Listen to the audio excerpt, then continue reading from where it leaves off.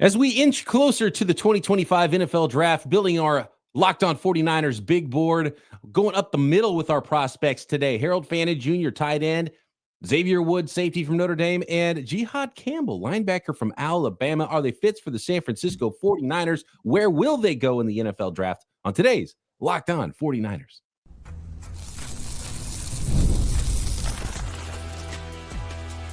You are Locked On 49ers, your daily San Francisco 49ers podcast, part of the Locked On Podcast Network, your team every day.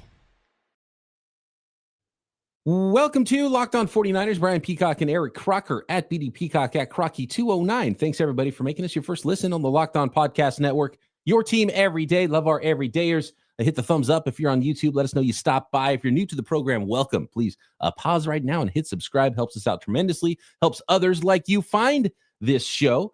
And you can subscribe on YouTube or anywhere you listen to this podcast. And today's episode of Locked On 49ers brought to you by Game Time. Download the Game Time app, create an account, and use code Locked On NFL for $20 off your first purchase.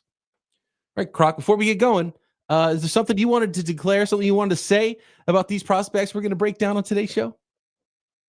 Yeah, this is very rare. I think it rarely happens. A lot of times I find a lot of, I don't want to say, poking at guys or whatever. Like, that's what you have to do when you're evaluating prospects. But, just a lot of things where it's like, I don't know. I like this about them or whatever. All three of these guys could be 49ers. Like, if I could draft, like, first round, second round, third round, and be very confident that I'm getting three good football players that would contribute right away, it would be these three guys. So I wanted to get that out the way. Now I'm excited to talk about each of these guys and what they bring to the table. I don't know where they're being mocked. I know that I really like Xavier Watts. I know that people like the safety out of Georgia more, and he's kind of the consensus safety one. I wasn't as high on him, but I liked a lot of what Watts brings, and I'll explain as to why and some of the things I was looking at. But between the three guys that we're going to talk about, Xavier Watts, Harold Fannin Jr., Jihad Campbell, all three of these guys, they could definitely be 49ers for me. As far as how they're being mocked, I've kind of got them in reverse order today. And it's entirely possible the 49ers could go round 1, 2, 3 with these three guys. Harold Fannin Jr., most commonly I see it around the third round range. And he, to me, is the most interesting evaluation here because, I agree, he fits for the San Francisco 49ers. I have mocked him myself to the San Francisco 49ers with that 75th pick. I don't know if I would go higher than that with him, because of how interesting a player he is. And I think he is a fantastic fit, and I love him in some ways, but I could see how it doesn't work for him as well, which gives me a little bit of pause. And why I say that is just because how he moves, Croc. He's an undersized tight end, Harold Fannin Jr., out of Bowling Green University. It's not a school that sends a ton of big-time talent to the NFL, but Harold Fannin went crazy last year. 1,500 receiving yards. I mean, led the nation, right? Like, it's kind of crazy. And so this is what's interesting. Though, how many receptions? I don't. Let me find it right now. I can find it. I think it was a lot too. Like, if you told me he led the nation in receptions, I wouldn't be surprised. Well, and when you guys watch the film on him and just see his usage and all the things that they do just to get the ball in his hands, it wouldn't be a surprise at all that he was one of the top pass catchers in the league as far as receptions go. I thought it was right here, and now I'm not finding what his. I'll say, as you look for that, I'll say this. The one thing that you just don't see on film, and you're talking, projecting him to the NFL, projecting him to potentially me being a 49er. I'm not sure in the games I watched, I saw him block one time. like it's not something you ain't gonna see a whole lot of that. I mean, run blocking, he had to get in there a little bit, but he made his money and he's going to be drafted for his ball skills.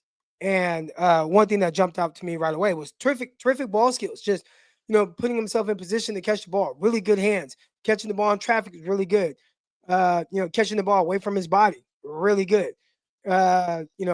Regardless of the situation, there was one he had to turn all the way around, and he kind of did this thing.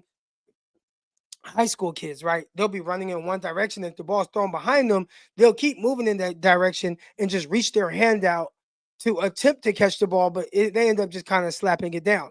And I'm always telling them, like, no, dude, if you are going in one direction and the ball is thrown behind you, leave your feet and turn. That will stop your momentum. And as you turn with the ball, you'll catch it and then, hit the ground running or however you do it. They're trying to still process that and grasp it. He does it naturally. And a lot of the good pass catchers do that a little bit more naturally. He's definitely one of them. So I would like to see a little bit more just how exactly he blocks. Maybe you could tell me more about that. But as a pass catcher, and there are some other things I took note of as well. But that it just jumps out. However many catches. Real quick, I have no idea how many catches he had. I know he had 100 or 1,500 yards. If I had to guess how many catches he had, just based on watching 3 games and watching how many passes he caught in those games, I'd say he caught 145 passes. Yeah, it looks like he caught about 200 passes because it's hard to block a lot when you're in a pass route on every single down, right? And it wasn't quite that, but it did lead the country. 117 catches for 155 for Harold Fannin last year. That's 13.3 yards per reception, 10 touchdowns, and he was an All-American because of that, and a couple of All-Americans here on the list of today's prospects. And so, 117 catches for 1,555 yards for Harold Fannin. He showed up at the combine, Croc, 6'3 and a quarter, 241 pounds. So undersized, but not insanely undersized. It was pretty key for him to be over 6'3 and be over 240, which was big. Originally, he like 232 or something like that. He was listed in the 230s. Yeah. So to hear 241, that is encouraging. Yeah, and a good, for a tight end, good, not amazing workout numbers. 40-yard dash, 4.71 with a 1.56 10-yard split. He didn't do the vertical, had a 9.10 broad jump. But here's what I find fascinating, because biomechanically watching him move, Croc, and I said this to you off the air, he looks like he doesn't have joints in his legs. He runs very strange, and he's duck-footed, like his toes are pointing outward when he runs. It doesn't look efficient and look great, but the results are great. And he gives you something after the catch.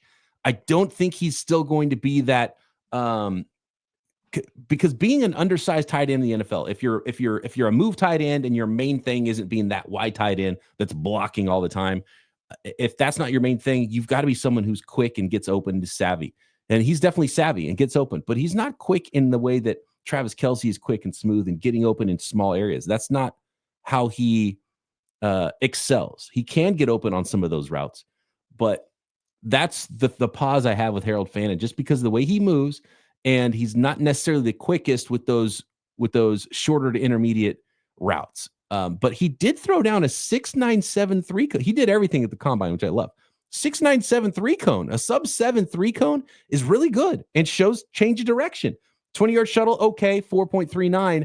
And then 22 bench press reps as well. So you can tell he's strong on the field. And when he is asked to block and tasked to block, he gets after it and he can block okay.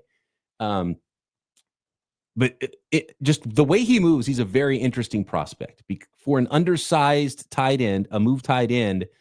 And yes, he lines up all over the place for Bowling Green, but he doesn't move the way you would expect. He's a very, very, very unique player in my mind, but a very good player. And man, they featured the heck out of him in that offense. He lines up everywhere. It's almost hard to watch him because you got to figure out where he is. He'll line up out wide as a wide receiver. He'll line up in line at times with his hands on the ground. That's probably the least common thing he does, but he will do that. And usually, even when he's doing that, he just gives you a little chip and then he's off in a route. He'll line up in the backfield. They'll throw it to him in the backfield. They've handed him the ball. I saw him throw a pass. Like he's all over the place in that offense. But he's in the NFL. It's a pretty defined role that he's probably going to have, which is a move tight end, H-back. You can put him in the backfield a little bit. He can put his hand in the ground, but he can do all of the move tight end things, and that's going to be his role in the NFL. When you watched him, what did you think about him overall? You're like, oh, this guy's going to go really high? Or do you think, because it's nice when your college features you and you get the ball all the time, but how's he translate to an NFL offense would be my question. Well, first, you talk about the way that they featured him.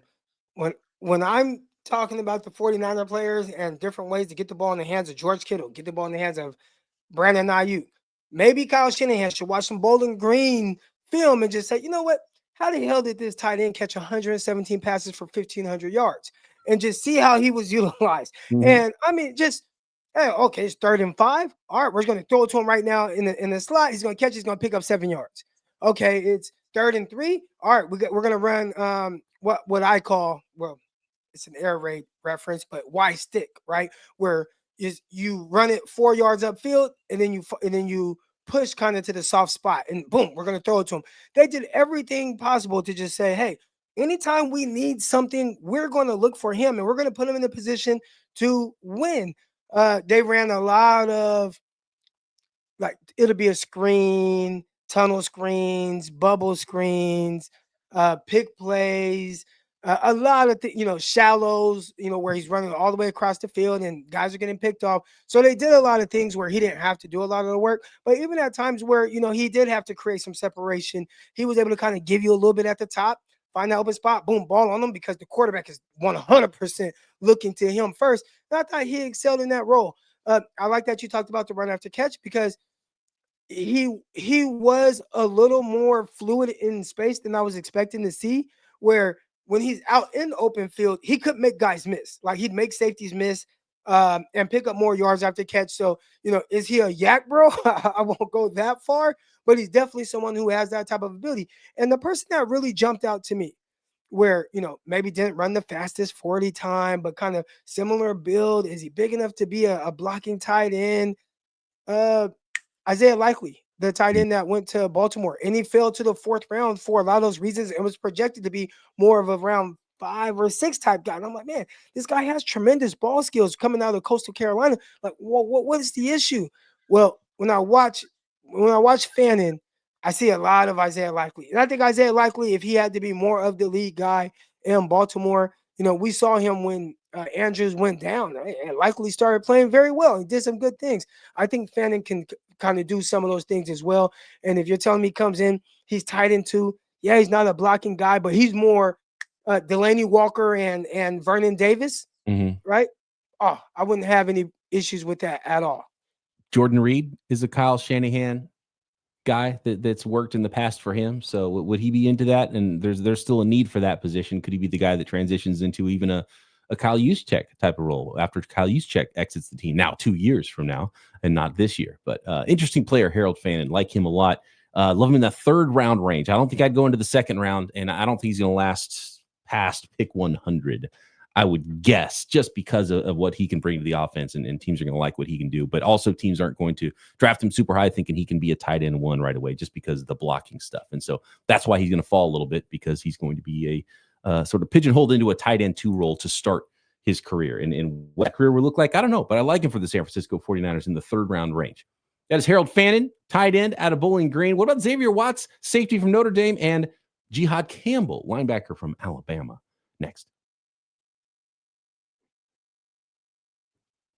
This episode of Locked On 49ers brought to you by Upwork. Scaling your business requires the right expertise at the right time. With Upwork, you can find specialized freelancers in marketing, development, design, and more. Experts ready to help take your business to the next level.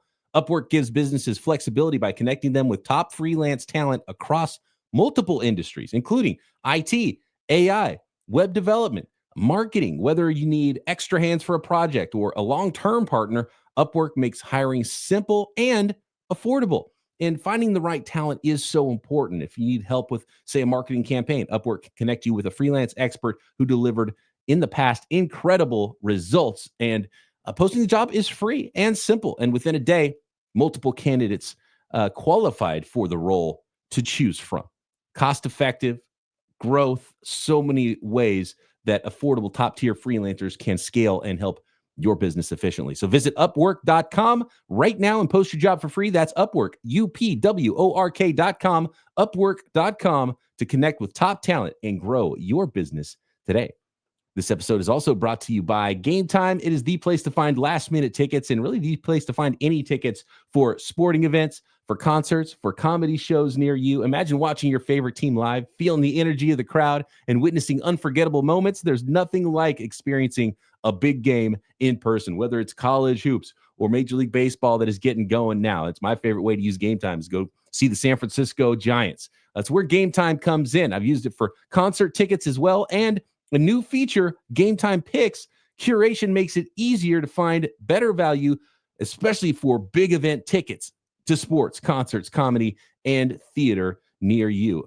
Phenomenal deals, phenomenal last-minute deals, and the lowest price guarantee, or Game Time will credit you 100% of the difference.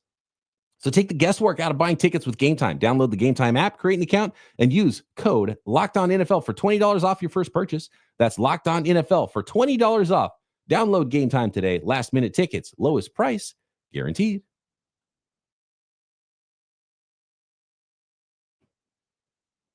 Okay, Croc, our resident DB expert, we got Xavier Watts, the safety out of Notre Dame. And the first thing that jumps off the tape, that jumps off the stat sheet, is his ability to take the ball away.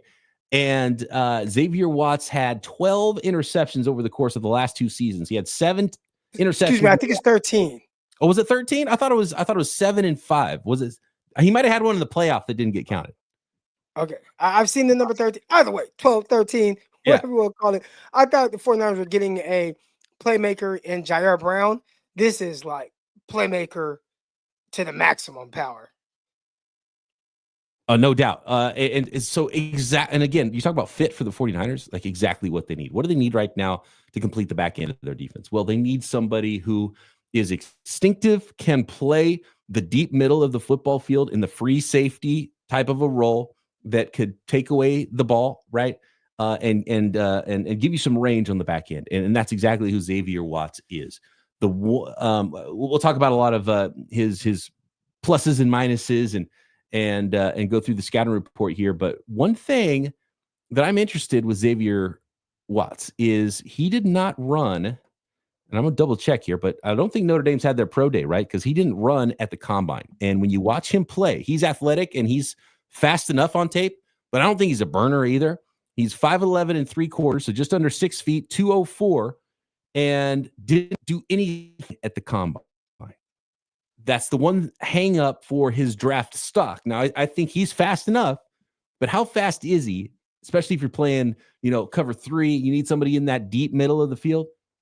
Does he have that kind of range would be the only question right now. And as far as his tackling ability, you're not going to mistake him for, Malik Mustafa or Talanoa Hufanga or, a thumper of a safety. But, he'll tackle people. But you want a center fielder? He's your guy, instinctive, can take the ball away. How high could he go? And I think that's why someone like Malachi Starks would still be higher for me, Croc, but it sounds like you like Xavier Watts quite a bit. What'd you see? Oh, loved it, man. One of the things that jumped out to me right away, right when I'm watching a quarter safety and he's matching 2 vertical, and as soon as 2 passes kind of that underneath defender and he tries to hook it off, man, that foot's in the ground, he's flying to the ball and boom, picking it off, undercutting those routes. That tells me that's someone who is very instinctual. So you can see that, but he's very confident with what he's seeing and what the film is telling him. So from a heady standpoint, I think he was terrific there. He was somebody that I felt like did a really good job of getting involved in the run game or chasing down quarterbacks. They put him in the middle sometimes, even as a spy, and you'd see him fly sideline to sideline. Is he the fastest of guy? I don't think his speed was something that jumped out as like a blur when he's running around on the field, but definitely was someone who was fast enough and did a really good job with his angles. And he wasn't afraid to tackle at all. Those were things that jumped out to me as well. Man coverage skills. I don't know how much the 49ers put their guys in man coverage, as a safety, but that was something that I still have a little bit of questions about, right? If you're asked to, 49ers want to do a cover 0 blitz and you want to have him there in the slot and okay, you got to be manned up, does he have, is he technical enough? Does he have the speed? Does he have the confidence to really smother routes? I know from off coverage in man, sometimes that was something where I'm like, I kind of got him a couple of times on some of these deeper out routes or corner routes. But all in all, when I watch him, he's a terrific guy that I would love to have on the 49ers, especially if you tell me, hey, man, he may go high second round, but he'll go in the second round. And that's somebody that you could potentially trade up for. Because I think he, like you said, when we started talking about him, he is exactly what the 49ers are looking for. a guy that is versatile, a guy that complements what Mustafa does, a guy that is a better version of what Jair Brown was coming out as a prospect. What guys are at the NFL level, that's yet to be known. But just as a prospect, like he's a better prospect than Jair Brown. And all the things that Jair Brown did well, he does at a higher level. So I do think he's a better prospect. Get to some of my notes. Oh, I talked about zone. And there were times where they'd have him down in the slot and he'd wall off and read his key. So like, okay, one went away. Now they did like a switch release. Boom, he'd attach to him. Guy did a whip route. He's all over it, breaks up a ball. So he has good feet, he has hips to where you could do some of those things with him. I really like that. I kind of talked about the play recognition that he has and understanding route concepts. I think he does those things at a high level. So this was just a guy I've been looking for, like, man, who's that safety, right? I like Juan Thornhill and all that he brought. Obviously, been mentioned plenty of times. Man, I love Minka Fitzpatrick coming out.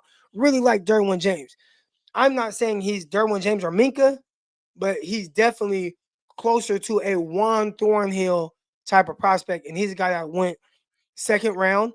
And Juan Thornhill also, now, Juan Thornhill tested through the roof. He jumped like 45 inches on his vert. He ran 4.4. I mean, he tested through the roof. I don't know if Watts is going to test that well, but even then, what you're seeing on film matches up with someone who could potentially be a starter, long-term starter in the NFL. So Juan Thornhill, he started, we looked up his stats. I'm like, dang, that was kind of surprising. He's been in the league 6-7 years, and he's damn near started outside of like maybe his rookie year or second year. He started almost all his games. So if you tell me I get that out of Xavier Watts and he adds to what the 49ers have and can complement Malik Mustafa, I love it. More on Xavier Watts. We'll get to Jihad Campbell, linebacker out of Alabama as well. Next. The NCAA tournament is here, and so is the bracket breakdown. Locked On Podcast Network and Amazon Fire TV channels are teaming up to deliver NCAA tournament coverage like never before.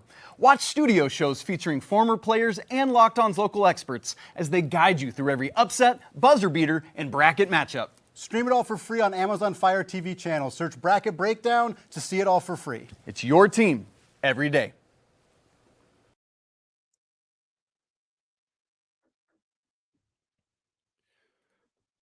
I don't know what happened with Juan Thornhill, by the way, who came in for a visit on Thursday last week and or Friday, whatever it was, and then left, and we never heard anything about it. So Juan Thornhill still, as far as I know, unsigned and not a San Francisco 49er. Would that take potentially the need off of the list? The 49ers did sign another special team safety. They've added a couple of safeties.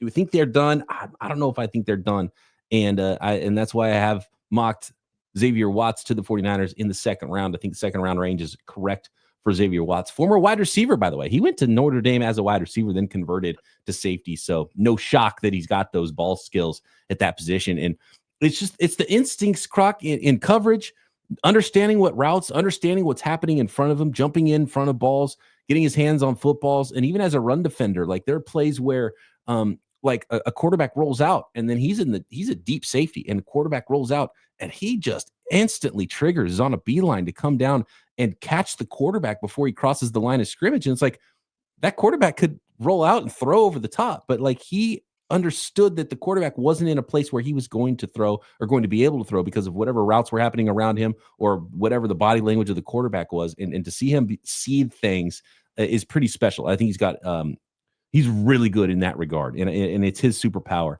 And he might be just okay when he's dropping down, and they did have him come down and man up a little a few times in the box, and he would move around quite a bit, which I think you're going to have to do in the NFL. So he can do those things. I think he's fast enough, not a burner, but it's those instincts and ball skills.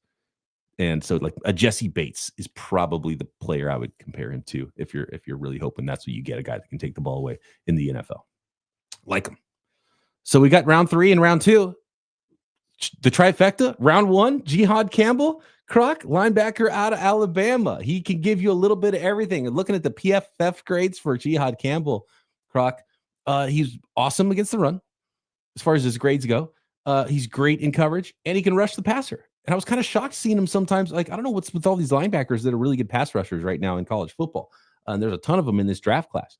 but there'll be a play where he's like sent, and like he's not like an edge guy, but he's sent on a blitz, and then he kind of gets, met by the offensive tackle, and then all of a sudden there's this like amazing like dip and rip pass rush move, and he goes, and I was like, where did that come from? It looked like a seasoned NFL veteran pass rush move out of nowhere. I was like, what the heck? I didn't know he had that in his bag, because most blitzing linebackers just try to go run around you and beat you with speed. He had like an actual pass rush maneuver, and so interesting prospect, big, fast.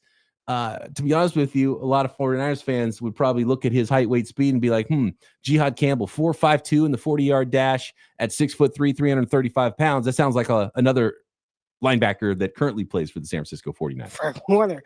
And I'm glad you said that, because that's what it looked like when I was watching him on the field. That's why I said, oh, this is a 49er. Now, is he projected to go first round? He's in the – I've seen him go a couple of times in the teens, but mostly in the 20s area. And occasionally you see him in the second round, high in the second round. But yeah, probably most common, I would say 20 to 40 range is where I see him go most often. But I have seen him go a couple of times pretty high in the first round in mock drafts as well. So yeah, late one is probably where I'd put him stock wise. Oh, one thing I noticed with him as a pass rusher, I don't know what his play strength is like as a pass rusher. Like, so if you're just saying, hey, rush off the edge, and is he going to be able to long arm a guy and just knock him back? Like, that's not the type of pass rusher he is coming off the edge. Now, he will win with speed coming off the edge. He like you said, he'll kind of dip underneath and kind of get around that corner and beeline to the quarterback, and he shows good bend doing that. Again, he's I don't think anybody will confuse him for being an every down edge rusher, like maybe like a Micah Parsons turned out to be at the NFL level, but he does have ability to do that. And I think that's just adds some versatility to your defense. And somebody like me, like, I'm looking for guys like that give me some versatility I could do different things with. So he definitely gives you that. You talked about him kind of blitzing through the A-gap, and I watched some of the delayed blitzes getting through, and you see the offensive lineman, he's kind of off in space. And anytime that space was between him and a lineman, and all I have to do is give you some moves and get around you, like you said, he can kind of give you that swim, or he can kind of give you that little move the shoulders, and all of a sudden he's going around the lineman untouched. So he did some of those things. I'm talking about getting some high level. LSU typically has really good offensive linemen, and he did that and showed that type of ability against them as well. So it was really cool to see that. But let's talk about him as a run defender. You talked about him having a high PFF grade, and just watching him be able to run sideline to sideline. This is a guy that was relentless with effort. He never was giving up on plays. I thought there was some plays where he maybe could have given a little bit better effort, but when he does have it turned on, I mean, it's turned all the way on. And right away, I'm looking like, I'm just envisioning this guy next to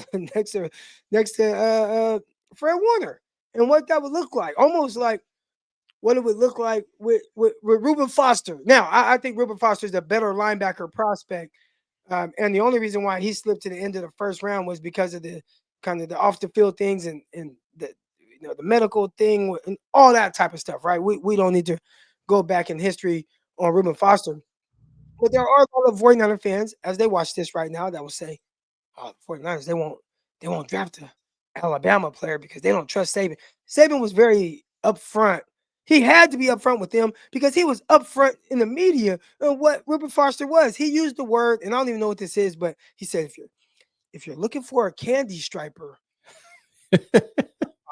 I still don't know what that is, but whatever it is, I'm assuming it's somebody like, if you're looking for like just a nice cuddly guy, that's not Foster. But you want a damn good football player, okay, Reuben Foster is that. So I'm pretty sure he was upfront with the 49ers about that as well. Well, Saban's not there. They got a new head coach. And I look at Alabama and I look at this linebacker, and he just fits what the 49ers are. It fits the mindset of the linebackers that they've had.